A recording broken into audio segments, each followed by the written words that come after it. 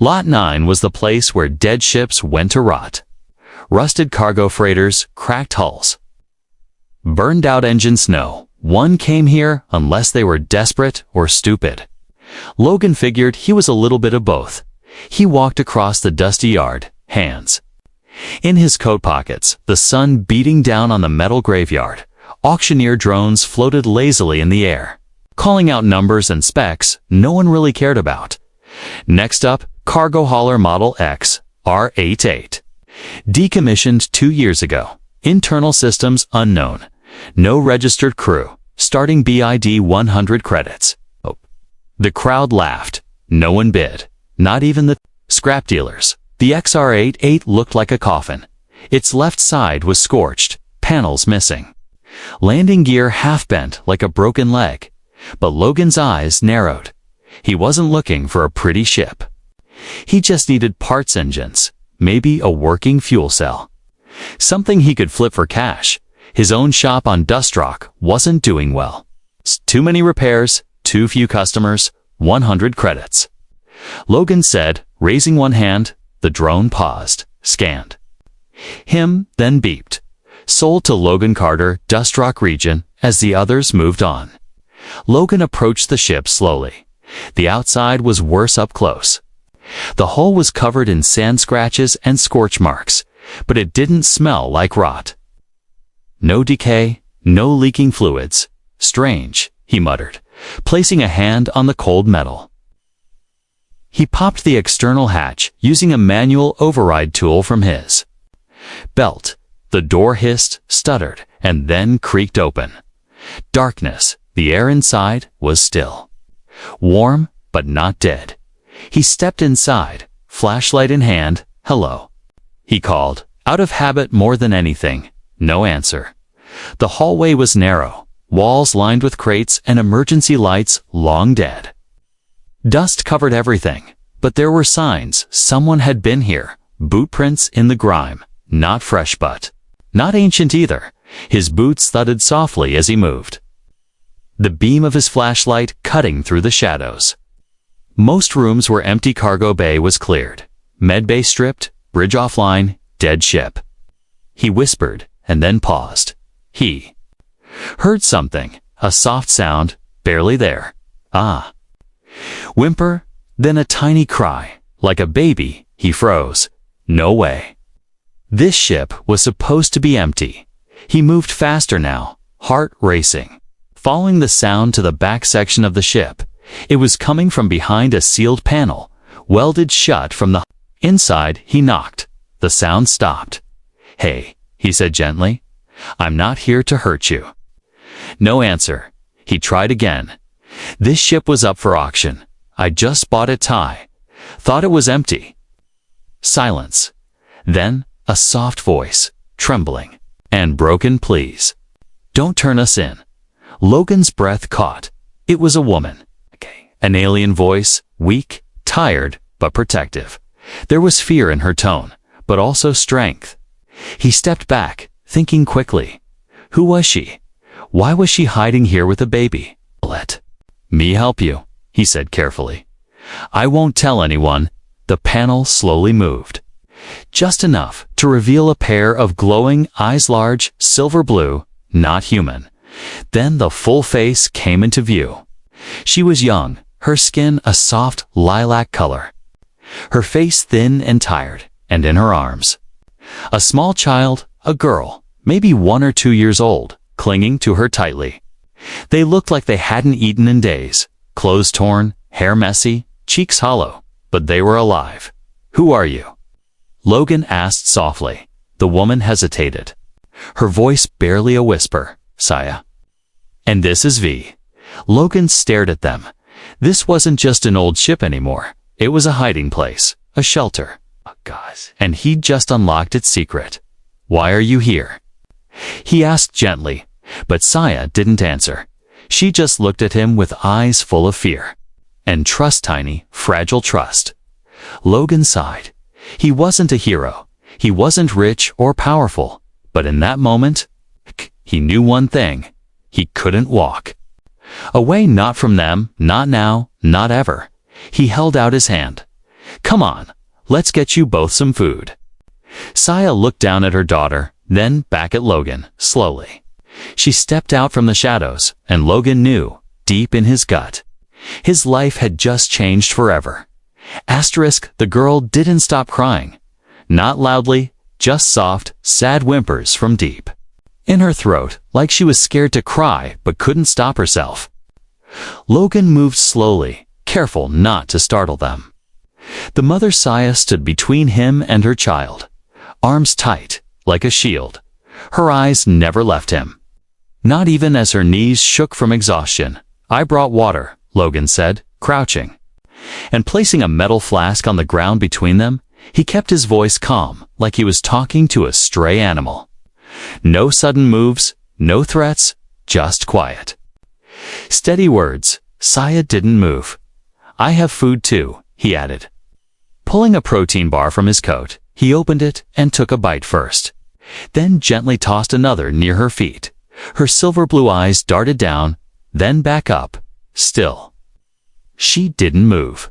I'm not here to hurt you, Logan said again. I'm just trying to help. Finally, she knelt down and picked up the bar. Her hands were shaking, fingers thin and trembling. She broke the bar in half and gave the larger piece to her daughter. The little girl's eyes lit up as she took it and began eating, crumbs falling on her tiny lap. It broke Logan's heart. How long were you hiding in this ship? He asked quietly. Saya didn't answer right away. Then, in a voice rough from dryness, she said, 17 days, Logan. Blinked. 17 days. No fresh air, no proper food, barely any water. And a child to care for on top of that. Where did you sleep? He asked. She nodded behind her to a small space she had carved out behind metal crates. He peeked in. It was barely big enough for two people curled up. There were old blankets, a cracked thermal lamp, and a stack of empty water pouches. Logan shook his head. You've been through hell, he said under his breath. Saya looked away, but her grip on her daughter tightened. Who are you hiding from? He asked gently. At this, Saya's eyes sharpened. Her body tensed. I can't tell you, she whispered. If I say it, they might hear. They? Logan repeated. She nodded slowly. I don't trust humans, she said. But you didn't raise your voice. You didn't call anyone. So maybe you're not like them. Logan sat down on an old crate and sighed. I've never liked being called a good man, he said. But I hate bullies more than anything. He looked at the child's V. She'd said and smiled softly. She's beautiful. Saya blinked. Surprised, she glanced down at her daughter, then looked back at Logan. A small smile tugged at the corner of her lips. Just for a second, Logan leaned back against the wall. You need rest, food, and a safe place, he said. And I think I can give you all three. Saya's eyes narrowed, suspicious. Why? She asked. What do you get? Logan gave a bitter laugh. I get to stop being alone, he said. And maybe feel like I'm doing something that matters. For a long moment, there was only silence. V finished her food and leaned her head against her mother's shoulder. Saya stroked her hair gently, then looked back at Logan. I'll stay, she said. But only for a little while. That's fine. Logan nodded. Just until you feel safe. He stood and walked back through the dim hallway as he passed. A wall panel, something caught his ice mall wires poking out. Blinking red, that wasn't supposed to be there. He pulled it open and found a small tracking device, old but active. Logan stared at it, his stomach sinking. That's how they stayed hidden, by using a ship no one would touch, but someone was still looking for them. And now Logan had just stepped into their mess. He crushed the tracker under his boot, the crack echoing in the silence. Then he whispered to himself, what have I gotten myself into? Back in the hidden room, Saya was already drifting to sleep, holding her child close. She didn't know about the tracker. Not yet. Logan didn't wake her. He just stood there for a moment, watching them. 2 lives he didn't know an hour ago. Now, depending on him, he sighed and turned off the flashlight. He would clean the ship later, maybe fix the generator. But first, he had to make sure no one else came looking, because if they did, he'd be ready. Logan woke early. The inside of the XR-88 ship was still dark, but warm. He had managed to get the backup heater working the night before using some parts from his tool bag. The hum of low power felt comforting, almost like the ship had a heartbeat. Again, he walked quietly to the small hidden space where Saya and her daughter were sleeping. V was curled up in her mother's arms, finally breathing peacefully. Saya's face looked softer now, not so tense, not so afraid. Logan placed a metal food tray on the floor nearby. It had warm soup, some fruit cubes, and water. Then he stepped back, not wanting to scare them awake, but Saya's eyes opened before he could leave. She stared at him for a long moment. Then, slowly, she sat up, careful not to wake her child. "You're still here," she said quietly. "I said I would be." Logan replied, "Did you sleep okay?" She nodded, first time in days. He smiled. "That's a good start." Saya took the soup and sipped it slowly. Logan didn't ask any questions this time. He just sat on a crate nearby, checking his notes on the ship systems, pretending not to watch her. But after a while, Saya spoke again. "You asked me yesterday who I was hiding from." Logan looked up. "Yeah, but you didn't have to tell me." "I still don't," she said, her voice soft but firm. "But I'll tell you my story." She took another sip, then began. "My name is Saya. I'm from a small colony on the outer belt called Kaleri. We weren't rich. We didn't have big weapons or starships. But we had peace, until the raiders came."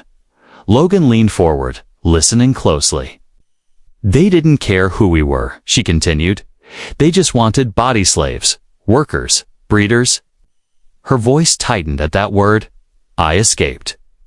"With V and 2 others, what happened to them?" Logan asked quietly. "They didn't make it," she whispered. Her eyes were distant now, full of memories she didn't want to carry. "We found this old ship drifting near the scrapyard." "Planet," she said. "One of them hacked the doors. We slipped inside and locked it down. We thought, maybe we could hide. Maybe someone would take the ship and not look inside." She looked at Logan now. "But you did?" "I didn't mean to find you," Logan admitted. "I just needed spare parts, but you didn't call the patrols." Saya said, almost like she was still surprised. "You didn't sell us. I'm not that kind of man." Logan said simply, "I've seen too many people sold out for credits. Didn't feel right to do it to you." Saya stared at him for a moment longer, then looked down at her sleeping child. "Her name is V," she said. "Short for Velia." Logan smiled. "She's strong, like her mother." Saya didn't respond. But she didn't disagree either. "Do you have family out there?" Logan asked. "Anywhere safe you want to go?" She shook her head. "None that would take us now, once you've been marked." "No one wants the trouble." Logan leaned back, sighing. He understood that. The galaxy didn't forgive Isley. People who were hunted stayed hunted. "Well," he said, standing up. "Oh? Then you stay here until you figure out your next move." Saya looked unsure. "What if they find us? What if they trace the ship?" "They tried," Logan said, pulling something from his pocket. "The broken tracker. I found this yesterday and smashed it. It was old, but still pinging whoever was after. You might have seen a signal, but they won't now." Saya's eyes widened slightly. You crushed it." "Of course," Logan said. "I don't want anyone showing up either." A silence passed between them. This time it wasn't heavy or full of fear. It was calm. Like a fragile thread of trust was starting to form. V stirred, letting out a small yawn. She rubbed her eyes and looked up at Logan. He waved at her gently. "Good morning, little star." V blinked, then smiled. A small, shy smile, but a real one. Saya looked at her daughter, then at Logan. You called her a star. She said softly, That's what my husband used to call her. He was human. Logan paused. Really? Yes, she nodded. He died protecting us during the escape. There was grief in her eyes, but no tears, just strength. She had no choice but to keep going. I'm sorry, Logan said, and he meant it. Saya nodded once. Thank you. He looked around the dark room. I'll get the lights running today, maybe clean out a few rooms. You don't have to hide in this corner anymore. She nodded. But let me help, she added. I'm tired of feeling useless, Logan smiled. All right then, partner. Let's bring the ship back to life for the first time. Saya gave a soft laugh. It was small, almost quiet enough to miss, but Logan caught it, and somehow it felt like the ship wasn't the only thing waking up. Logan stood in the ship's main hallway, staring at the power panel. He had managed to reroute basic energy to the lights, but something still wasn't right. The system flickered now and then, as if something in the ship was pulling power in secret. Saya was in the back room with V, cleaning up the sleeping space they had turned into a temporary home. It felt strange having someone else on the ship, especially a mother and child, but not in a bad way. The silence that once haunted the freighter was now filled with the soft sounds of life, but Logan couldn't shake the feeling that something was watching them. Not from inside the ship, but from far away. He walked to the old cockpit, brushing dust off the controls. The navigation systems were dead, fried beyond repair, but the console still had one screen active, the signal log, and on it something was blinking, a soft red dot, flashing once every 6 seconds. Logan leaned in. It wasn't broadcasting, but it had received a ping. He swore under his breath. Someone had tried to connect to the ship remotely. He grabbed his tool set and pulled open the panel beneath the console. Wires, circuits, and a second tracking unit, this one, hidden better than the last. Newer, stronger, and still active. He hadn't found them all. Damn it, Logan muttered, yanking it free. He crushed it on the floor with one hard stomp, sparks flashing under his boot. A quiet voice behind him made him jump. What was that? He turned. Saya was standing in the doorway, holding V. Her face was pale, eyes wide with fear. Logan sighed and picked up the broken device. Another tracker, he said. A better one. I think someone just tried to find this ship. Saya's arms tightened around V. Her voice shook. They're still looking. Yes, Logan nodded. And they're close enough to ping it. She stepped into the cockpit, slowly, carefully. I thought I disabled them all. When we boarded the ship, I tore out everything I could find. This one was buried deep, Logan said, under the nav system. Behind the data lines, it wasn't meant to be found. Saya looked at him, then at the blinking red screen. Now silent. What do we do now? Logan stared at the display for a long moment. We vanish, he said finally. She blinked. Vanish? I'll fake a power overload in the engine core, he explained. Make it look like the ship exploded in orbit. The signal stops. The trail goes cold. Saya looked uncertain. But we're still here, still in the ship. No, Logan said. We won't be. We'll move to my workshop in the cliffs, about 5 kilometers from here.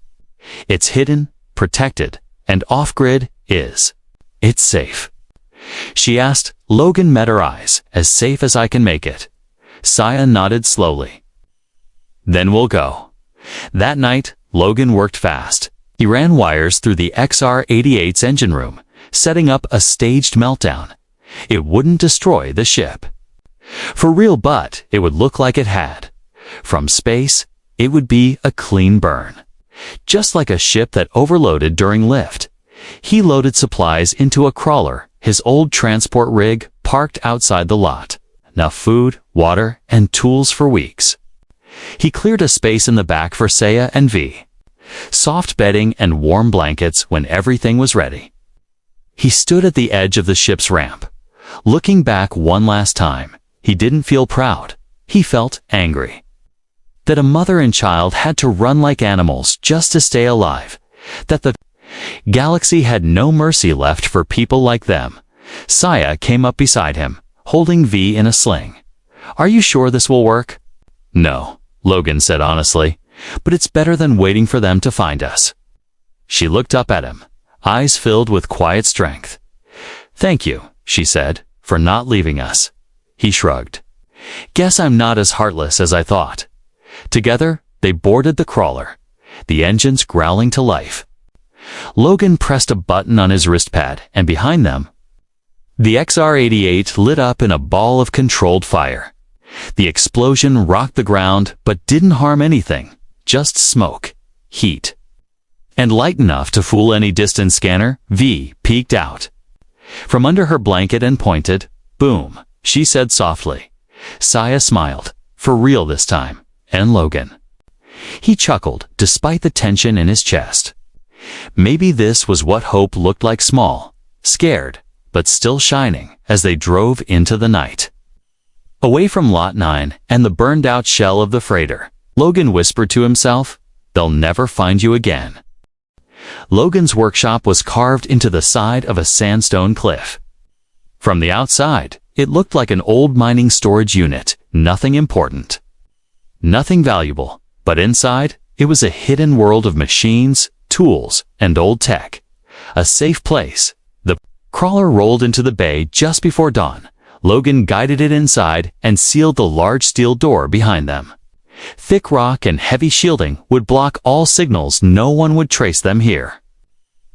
Saya stepped out slowly, holding V close. She looked around, taking in the walls full of gears. The shelves stacked with parts. "This is where you live?"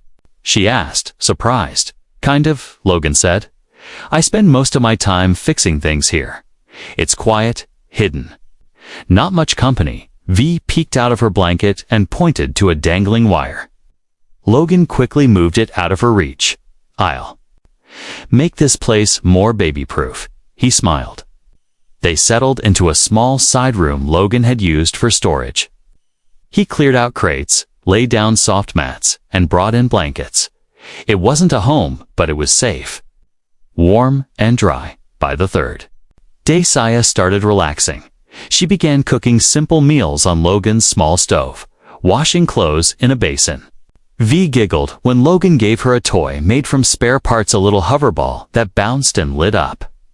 But Logan noticed something strange. The girl learned fast, too fast. She could already say several words, clearly, despite being barely. She mimicked sounds, remembered patterns, and even fixed the toy's power cell when it died. And her eyes. They glowed faintly in the dark. Logan didn't say anything at first. But that night, after V was asleep, he asked Saya, "Is she different?" Saya didn't answer for a long time. Then she sat down across from him, her voice quiet. "Yes." Logan leaned forward. "Different? How?" "She's part human," Saya said. "But her father, he wasn't just any human." Logan listened closely. "He was a geneticist," she continued. "One of the top minds in the Orion Genetics Division. He worked on enhancing hybrid immunity, cross-species resistance to plagues and bioweapons." Logan's eyes widened. "Wait, you're saying V's DNA was modified?" Saya nodded. "Not by force, not like a lab experiment." Her voice became softer. "He wanted to protect her, to make sure she could survive what was coming." "What was coming?" Logan asked. Saya looked at him with deep sadness. "War. The galaxy is full of quiet wars, biological, silent, unseen. He knew V would be a target if anyone found out what she carried." Logan's heart sank. He thought he was helping a mother and her daughter escape slavers. But now, this was bigger. "You're telling me your daughter is the only one of her kind?" he whispered. "She could resist weapons no one else can." "Yes," Saya said. "That's why they want her. To study her, to copy her, maybe even to destroy her so no one else gets that edge." Logan rubbed his forehead. This just became way more dangerous than I thought. Saya stood up and crossed her arms. If you want us gone, say it now. We'll leave. We'll find somewhere else. But Logan stood too. Stop. I'm not kicking you out. He looked her in the eye. But you should have told me from the beginning. I was scared, she said softly. Everyone I trusted. Before betrayed us. Logan sighed and looked toward the small room where V was sleeping. She's just a kid, he said. She shouldn't have to carry this weight. She didn't choose it, Saya agreed. None of us did. Logan walked over to his desk and opened a drawer. He pulled out a dusty datapad and handed it to her. What's this? Encrypted contacts, Logan explained. Old friends from my cargo days. Some owe me favors, if I can reach the right one. Sweet. Might get you off this rock. Somewhere safe, somewhere clean. Saya looked down at the pad, then back up at him. You'd do that? Logan nodded. I've lived in this desert for 5 years, with nothing but tools and regrets. Maybe helping you is the first thing I've done right in a long time. Saya didn't say anything. But something in her eyes changed. Not just trust something. Deeper, something warmer. As the night settled in, Logan stood at the workshop gate. Watching the horizon, stars blinked in the sky. He wondered how many of them were watching, how many ships were out there still searching. But he made a silent promise right then. No matter what came, no matter who knocked, he would stand between them and that little girl, even if it cost him. Everything, the morning sky was gray over the cliffs. Clouds hung low like silent watchers, heavy with dust and heat. Logan stood outside his hidden workshop, staring at the old ship's data core he had removed days ago. It sat on a steel table, just a black box full of wires and secrets. Inside it was everything: logs, messages, system reports, and old access codes. Most importantly, records of the ship's last passengers, records that still showed Saya and V. Logan took a deep breath and looked down at the small burner in his hand. Once this data was gone, there was no bringing it back. It would erase the last digital trace of the alien mother and her hybrid child. Saya stepped beside him, holding a fresh cup of water. Are you sure? She asked quietly. He nodded. If anyone finds this, they'll know you were on that ship. She placed the cup down and stared at the black box. That ship saved us, she whispered, but it also nearly got us killed. I know, Logan said. That's why we burn it. He placed the burner's tip on the core's main node. A soft hiss filled the air. Blue sparks flickered, followed by a slow sizzle. Lines of data blinked and died as the circuits fried one by one. Saya watched with wide eyes. For a moment, she looked like she wanted to stop him, but then her shoulders relaxed. Sometimes, the only way forward was to destroy the trail behind you. When it was done, Logan tossed the blackened shell into a metal bin. He wiped his hands on a towel and turned to her. No one's finding you now. Saya smiled, but it was faint. There's still the matter of V, she said. If they ever learn what's inside her, they won't. Logan said firmly. Not unless we tell them. Inside the workshop, V was building a tower from old metal washers and magnetic coils. She giggled every time it tipped sideways and stuck to her elbow. To her, the galaxy wasn't dangerous. It was fun, full of sound and color.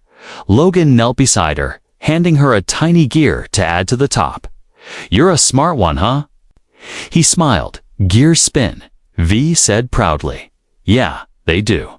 Logan nodded. Just like you spin around this place all day. Saya leaned against the doorway, watching them, her face soft, her guard finally starting to drop. Later that evening, Logan sat with his old datapad, trying to reach one of his last contacts, a man named Harlow. Someone who had once smuggled medicines to war zones and had connections in the fringe systems. Logan sent an encoded message with a simple code. Safe cargo needs light. Urgent. If Harlow still remembered that phrase, he'd respond. If not, they were truly alone.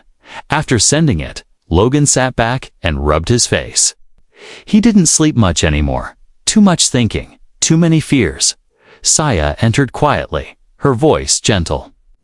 "Thank you for all this." Logan looked at her. "You don't need to thank me every day," he said. "Just let me know if V ever tries to rewire my toaster again." Saya chuckled softly. She likes puzzles. She gets it from her father. There was silence for a moment. Then Saya asked something that caught Logan off guard. "What was your life like before this?" He blinked. "No one's asked me that in years. I'm asking now," she said. Sitting beside him, he sighed. "I was a hauler, flying scrap and medicine between colonies. Had a team, had a ship. Lost both in a bad deal, got blamed. Blacklisted, ended up here, and now you're risking everything to help strangers." She said, almost teasingly, "I've done worse for less." Logan smirked. "But this feels worth it." Saya didn't say anything, but she looked at him with eyes that understood regret. Eyes that saw the man behind the tools and rust as night fell. A soft beep echoed from the datapad. Logan grabbed it fast, heart racing, new message, meet point marked. 3 days, bring warmth. Harlow, he stared at the screen and then looked at Saya. "We've got a chance," he said. 3 days from now, an extraction. Her face lit up not with full joy, but with relief. A door had opened. A future had whispered. But Logan said carefully, "The journey won't be easy. We'll have to cross the southern flats, avoid drones, and make it look like we're moving scrap, not people." Saya nodded.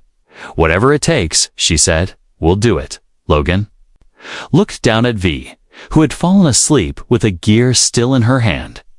He placed a blanket over her and whispered, "No one's taking you, little star." The sun was just beginning to rise over the flat, red plains. Logan checked the fuel lines on the crawler for the 3rd time. Every bolt was tight, every wire sealed. There could be no mistakes. Saya stood beside him, V strapped to her chest. Half asleep but warm under her mother's coat. They had only one chance to reach the extraction point.